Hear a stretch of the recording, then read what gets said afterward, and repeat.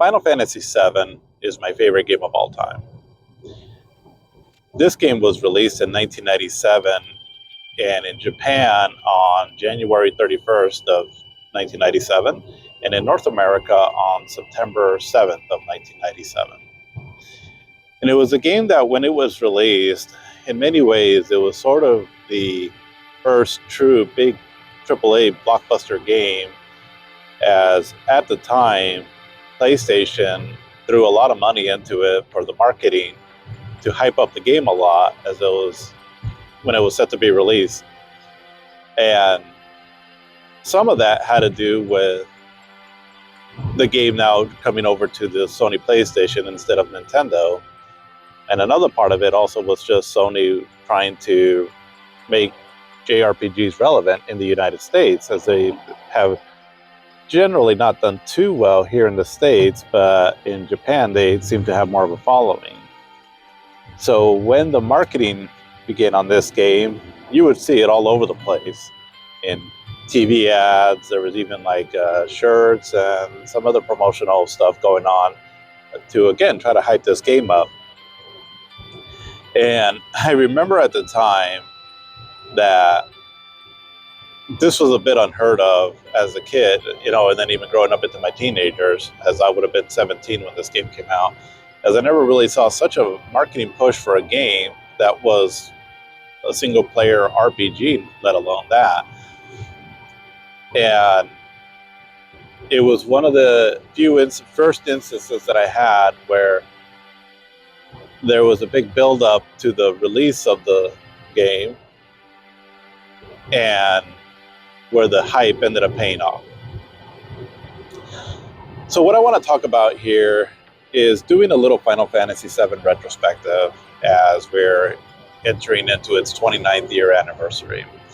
Now, this is a bit of an odd year to celebrate this, as usually we think in multiples of 5, right? So like 5th year anniversary, 10th year, 15th year, 30th year, and so forth.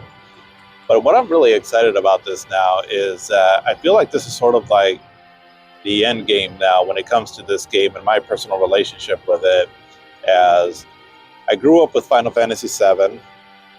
Well, I was a teenager when it came out, but just highly adored this game a lot, that it's become part of my life, so much so in these many years that followed afterwards. And then right now we're in the midst of having the Remake trilogy come out, and we've already had part 1 and 2 come out. And we're right on the verge of getting some kind of an announcement for the third part in this trilogy.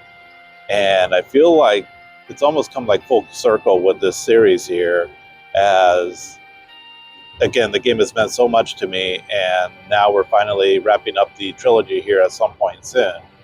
Realistically, the game might actually not come out until sometime next year, but I feel like we're right on the verge of getting some kind of an announcement on it.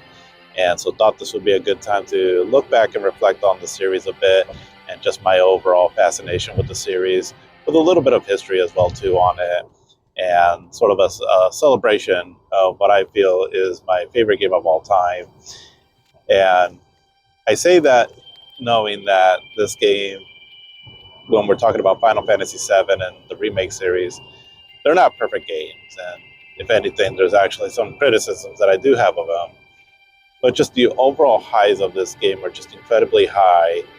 And the impact that it's left overall is just something that I can't shake as, it being anything less than my favorite game of all time. But let's look a little bit out of the history of this game here. And so when the game was first being introduced, well, at least the concept of it, this would have been back in 1995, where Squaresoft, as they were known at the time, were playing around with, we go back a little bit further, because before they started working on this game to be a 3D game, it was actually set to be another 2D game on the Super Nintendo. I don't think that got too far off the ground, but there has been a screenshot that has been shown where it looks like it's still somewhat set in a fantasy world, and it has like a 3/4 isometric view, and it's all 2D sprite space still.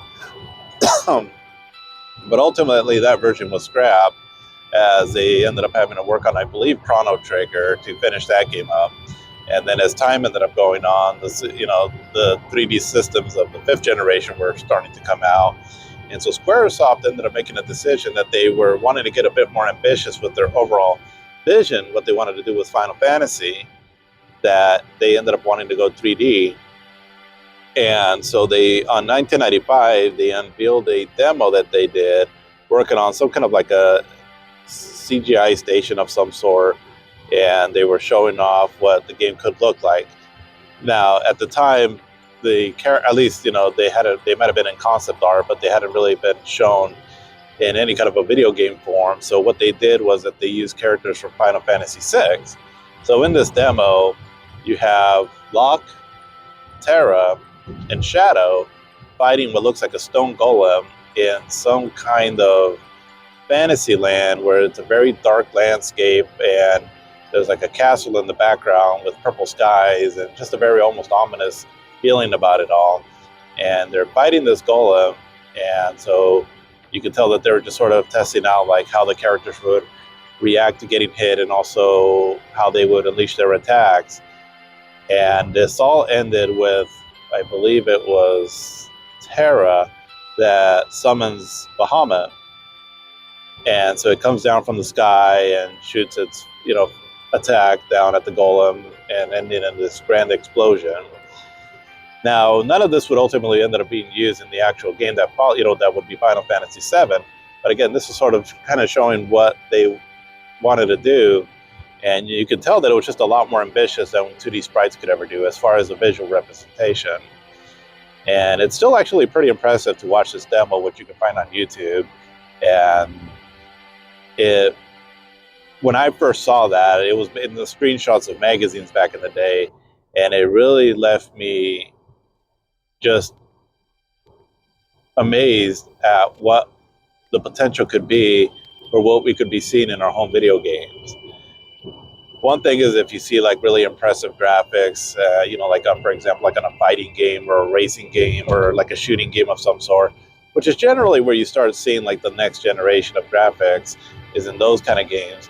But when you start seeing something like that in a game that's going to be a very expansive and fleshed out world, like an RPG, for example, it is truly mind blowing. And as the level of immersion really cranks up with that, and that's the feeling that I got with this. As going into this here, Final Fantasy VI was my favorite game of all time.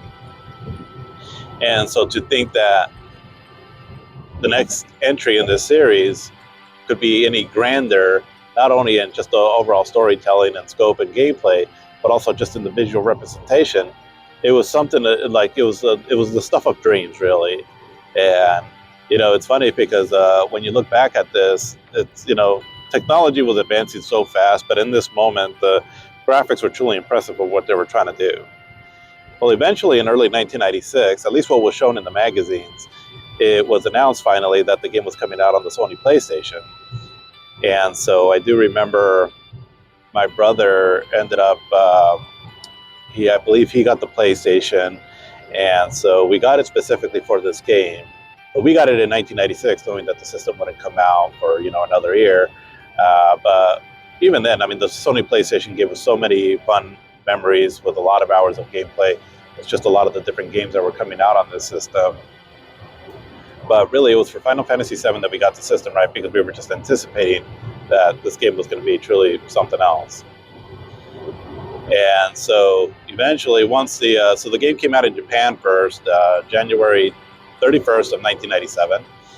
And so when the game came out, several magazine outlets were starting to review the game. And specifically at the time, I was reading GamePad magazine. Now, they would tend to be a bit, they were sort of like the hype masters back in the day, as they would really rave about a game that they enjoyed a lot. But that was kind of the fun of that magazine. And so when they did their little review of the import version of Final Fantasy VII, in just their little opening line, they talk about how much the game sold incredibly well in Japan, and just that the impact of this game, they were already calling it that it's going to have such a huge effect that for the most part it was going to be known as like the best game of all time. They made a funny little comparison about like that it could be on the same level of like baby penicillin. And so, you know, it might have been a bit hyperbole at the time, but there was definitely no denying, though, right, that there was something special here.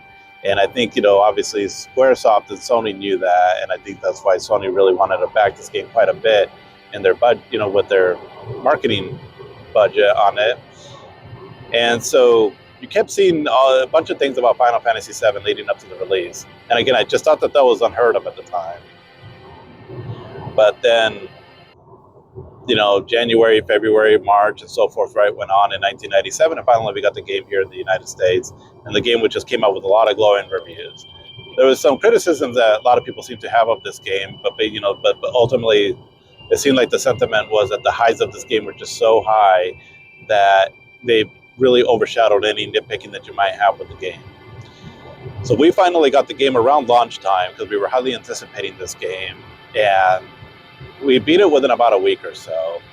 And I remember just that stretch there of playing this game, it was truly just one of the most magical experiences I've ever had. So just to give you a bit of the setup of what this game is, so you control, the main character is Cloudstripe, and so you are a mercenary of sorts, and you used to work for this company called Shinra, who's basically like an evil corporation that lives in the city of, they're mainly housed in the city of Midgar. And so soldiers, basically what they are is like these elite special forces for Shinra that they are used to carry out their military operations, basically. And Shinra is not only a corporation, but they're sort of like a government and have a military and all that. So they're very structured. But as Cloud, you play an ex-soldier, and you're teaming up with this group called Avalanche, which is of Barrett Wallace and Jesse, Wedge, and Biggs.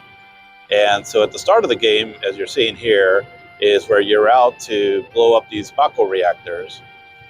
And what these Mako reactors are is that the belief is that there is this spiritual energy that the planet houses, and this energy can be used for a lot of different things.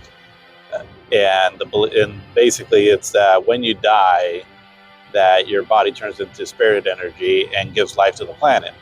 Well, what these Mako reactors do, though, is that they suck up that energy to use for basically, let's say, like electricity, among other things. Almost like spiritual nuclear reactors, I guess you can say.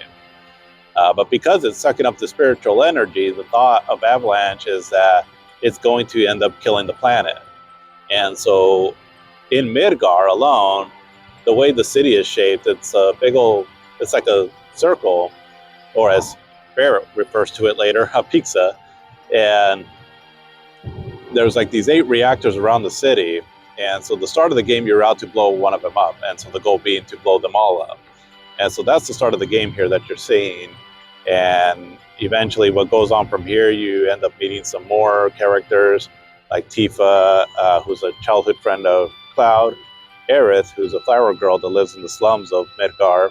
As the city is basically, there's the bottom section, which is the slums, and basically almost you can kind of look at it like the ghettos almost, where the top part of the city because it's sort of like on this big old pillar, and the top plate of the city, it's like the main metropolitan, nice, fancy areas. And so Aerith is a flower girl living there in the slums with her mom. And then eventually you'll come across other characters like Red 13, who's a sort of lab rat dog, I guess is what they call him. And then there's also Yuffie, she's a ninja from a land called Wutai. And then there's also Vincent, who he's sort of kind of a mysterious character that has some secrets, but a very cool character who uses guns for attack. And then there's also Sid Highwind, who, there's always a Sid character in every Final Fantasy game, and he also ends up piloting an airship for you. And then there's also Kate Sith, or as he can also be known as Cat Chi, I believe it has like some kind of like Scottish origin. And so in the pronunciation in Scottish, I believe it's Cat Chi. But then now he's just basically referred to as Kate Sith, so that's just what it looks like. And then ultimately in the remake version, that's what they started calling him. So we'll just call him Kate Sith for here. And he's an interesting character who's basically an animatronic, but there's some, surprise to this character. And you'll meet a lot of other colorful characters in this quest too also here, as you're out set to stop Shinra. But eventually there's a mysterious character, though, named Sephiroth that ends up getting involved in the overall plot. And his connection to Cloud and just the overall history with Shinra and the planet and everything, it's just truly epic. And I won't go any further too much into the story here if you've never played this game for some reason, and just let you experience it for yourself. But just know that there's just moments in this game that are truly jaw-dropping, world-shattering events.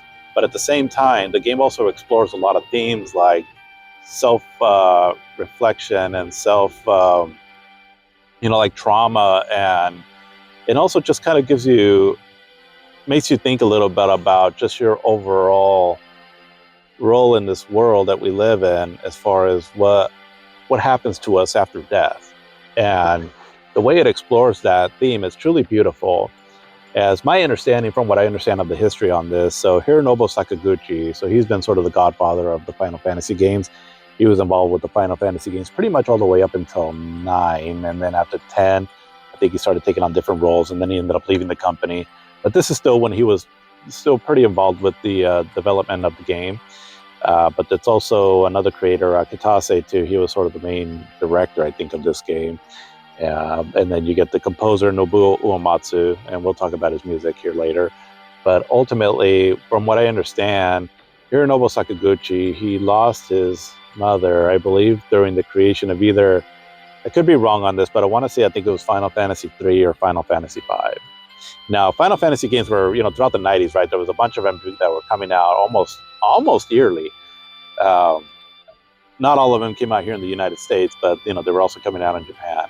But during that time, so he had lost his mom, and so obviously, like any child, right, losing their mom, or, even if you're a grown-up, right, but it leaves an impact on you. And so he set out to create a story that had to do with themes of life and death, because that's, if there's ever any certainty in life, is that we live and then we die. But there's meaning in all that. And so how he was able to capture that in this game, using, the tragedy of what happened to his mom, it's just something that I feel is truly beautiful when you get down to what the story is trying to tell you. And so one thing that I like about this story is that, while it's definitely cool to see the cool, epic moments, the bombastic action that takes place in some scenarios, and then also the game is very also silly too at times. And actually, a quick note on that, it does a pretty good job of blending the very dramatic, serious moments with just moments of silliness. But it definitely keeps the game sort of balanced on that. But outside of all that, though, there's a lot of, because of the themes of the game, again, of life and death, there's definitely a lot that leaves you pondering on just a lot of things. And I always love when a story can do that, where it's not just a simple black and white, but there's a lot of gray in there that you can continue to explore, continue to think about what it's trying to tell you. And I mean, I remember when the game ended on the original one, when I first played it, it just kind of, the way it ends, it's not, unless you're like really picking up on everything that's going on, it's not always immediately obvious what happened. But then as you start thinking about it more and more, it just really starts resonating in you. At least I know it did for me a lot. And so this game, so Final Fantasy VII, it was, so it came on 3 discs on the PlayStation version, and each disc just ends in a way where it's truly grand in scope, and it's was like almost like ending a chapter in a book, right, with a kind of a cliffhanger to each chapter. But the game felt pretty massive back then. Nowadays, I mean, if you're just gonna speed running the game, you can get it. I mean, you can beat it within, 30 to 35 hours or so, give or take. And there's also versions now that you can get on the more modern consoles, where it has like quality of life improvements, like speeding up the game or giving you like full power, and also where you don't encounter enemies. So it makes it a lot easier to get through, right, if you're just kind of wanting to play through the game. And the first game can be a little rough to get back into if you just weren't from that time, as the characters can look a little blocky. But just know that at the time it was pretty groundbreaking there. And It's for me personally, the graphics still hold up. Again, so much time has passed since then that they can look a little rough. But the nice thing though is that if you are into mods and you do any kind of gaming on a PC, computer or device, is that you can upgrade the original version to make it look a lot better, where the character models look better, improve the frame rate, improve the overall textures of the game, and actually has some voice acting too. So it's a cool way to experience the game too. So just know that there is ways you can improve that version there if the original version, right, is just a little bit too retro for you. But at the time, like I said, it was truly groundbreaking, and it had the 3D polygonal characters meshed with the pre-rendered backdrops, and so made for a pretty cool effect back then. As they can get really detailed with the backdrops on what they were trying to show back then. And another impressive thing too was there were certain scenes where the game would be like a cinema, and then it would convert over to like a pre-rendered backdrop, and so made for a pretty cool effect that looked cinematic at the time, or vice versa, right? Where you're playing the game and then all of a sudden it turns into like this cool cinematic, and it did it pretty seamless, at least what was available to do back then, and so it just looked truly impressive for the time. And the other thing too, also just a huge standout in this game is the soundtrack. Nobuo Uematsu, so he has been the composer for Final Fantasy he was a composer for a long time, starting from the first one all the way up until 10. But then in 10 he wasn't the main composer, and then after that I think he might have helped out a bit here and there. But for the most part, other composers took over after that, and they've all had all the Final Fantasy games have had excellent music. But his style is just has a certain magic to it that it not only sounds pleasing to the ear, but it's highly catchy as well too, and it'll just stay in your brain for years to come. Like this soundtrack, when I think about Final Fantasy VII, immediately his music just starts popping into my head, and I'm thinking of songs like, Eris's theme, other songs like Wall Market, or the the Shinra theme as well too, and then also of course, the One Winged Angel. I mean, I'll never forget this because it was. So not to spoil anything on the ending right now, but I think if you know anything about Final Fantasy VII, you know One Winged Angel, the song anyways. And so, but back then we didn't know it. And so I remember in the magazines, they would hype it up to saying like, and wait until you get the last boss, it has the coolest song ever. And so sure enough, when I was playing the game, I was anticipating that, right? That was one of the things that motivated me to want to beat the game. I was like, well, what is this song, right? And so sure enough, once I got to the final boss, and then you start hearing that song, and then what happens in the final boss fight, and I'll just completely epic, right? And just truly made me appreciate the soundtrack even more, because it's a choir-based song, and so some of the chanting that is done on it, and it's just truly epic. I mean, it was, had goosebumps all over, right? And I was playing that scene, and it made it a little bit hard for me to focus, right, on just trying to play the game, as I was just so mesmerized by what I was hearing and seeing. But Nobuo Uematsu, I mean, he's definitely has a wide range of how he composes his music that just sounds very pleasing to the ear and fits the game like a glove. And this song here, also a live stream, it's called. It's a bit of a subtle song, but it truly just sort of elevates the experience when I think about this game, because it's called live stream, and what live stream is in this game. It's just a song that just makes me ponder a lot again about life and death, and really a beautiful song for that. But overall, an amazing soundtrack. And so that's mainly Final Fantasy VII on the PlayStation. And then as we ended up going over to the remake version, and so this here is basically what they're doing with this is that they're taking the remake game, or I'm sorry, the original game, and spreading it out over 3 big games. And so right now we have Final Fantasy VII Remake, and then eventually Final Fantasy Rebirth. And truly just, I mean, they have their flaws, obviously, just like the original one too. But when I piece it all together, again, the highs are just so damn high for me personally that I can't help but just praise it so much too, and that it has created a version of Final Fantasy VII that I felt like I had in my imagination back then, but didn't even realize that this is what it would look like, and in some cases even exceeded it. It's truly outstanding. And a lot of that just has to do because of my own bias towards this game. But there were moments in, when I've been playing the remake that it's just absolutely beautiful and mind blowing, that it really almost left me with the same impression as the original one did many years ago. And that's because I haven't seen the third one, or nobody's seen the third one yet, right? Where if you know where remake ends, or I'm sorry, remake and rebirth ends, and what's still left in Final Fantasy VII, there's a lot of grand moments still waiting to come, and so I can't even imagine what they're going to do with it. And so, why my hype level for the third part is just off the charts right now. And this is without even having seen anything of it, right? But just kind of knowing what to expect. And so, it's truly something that I'm sure will be very epic in scope and magical, and I absolutely can't wait. And then just how the voice cast has really brought to life a lot of these characters. Yeah, voice actors from like Cody Christensen to Brianna White to Brie Barton, I believe, for Tifa.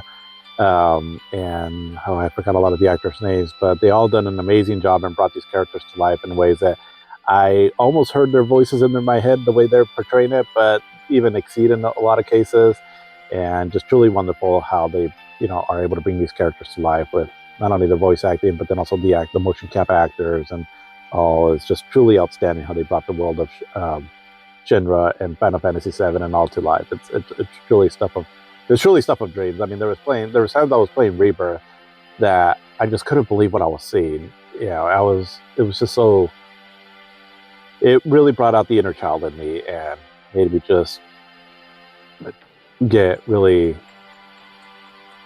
giddy about. I know it sounds kind of lame, but it just really made me feel giddy about just being a fan of these kind of things where, again, they resonate so much in us because we see ourselves in some of these characters and the overall plot that they're going through and all about, everything that the game is trying to tell you, right? There's just a lot that resonates in you, even if it's all just fantasy based. But just truly an amazing experience and something that I'll never forget. And I'm so much looking forward to the third one. I can't even think what that's going to look like, and just very excited for it. And my hope is that if you haven't played this game, definitely give it a shot. And should you start with the original or the remake? I mean, I would say the original and then the remake series. And then there's also the spin-offs to like Crisis Core and Dirge of Cerberus. I mean, if you really want to get soaked into everything, then definitely check them all out. Or you could start with the remakes, remake a Rebirth, and then go back to the original Final Fantasy VII to kind of finish off the story. And then also that way it'll leave you anticipating for what's to come. Because this third one, again, knowing what comes later in the story of Final Fantasy VII, it's going to be truly epic. I strongly feel that, and definitely I feel would be worth your time. But that's what I want. I just wanted to gush about this game for a bit, and hopefully that left you with a bit of an impression of what this game's all about, and just a bit of a celebration for it, as it's just something that is truly special, and hopefully we'll get some kind of a update on Final Fantasy VII, the third part in the remake soon. But until then, happy gaming, and we'll see you in the next one.